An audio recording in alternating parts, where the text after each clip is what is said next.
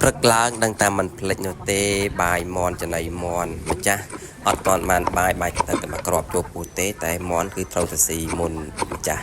បាទនេះជាការងារពីព្រឹករបស់ខ្ញុំបាទជារៀងរាល់ព្រឹកខ្ញុំតែងតែហាន់បង្កោះហាន់ប្រគួន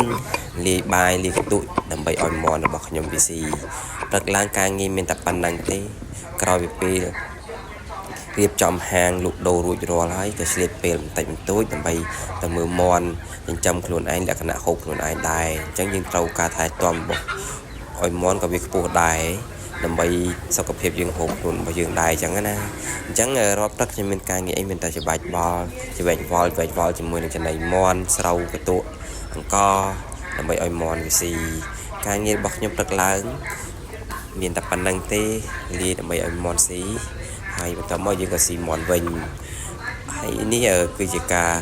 លាយចំណីអាហាររបស់ខ្ញុំបាទវាដាក់ស្រូវដាក់អីមកអញ្ចឹងមកដើម្បីឲ្យមន់ស៊ីមានសុខភាពល្អដើម្បីយើងស៊ីមន់វិញនេះយើងដើរចាក់តាមកតោរបស់វាដែលយើងរៀបចំឲ្យវាស៊ីកុំឲ្យវាជុលគ្នាច្រើនណាអញ្ចឹងយើងដាក់តាមកតោបន្តិចមកដើម្បីឲ្យវាស៊ី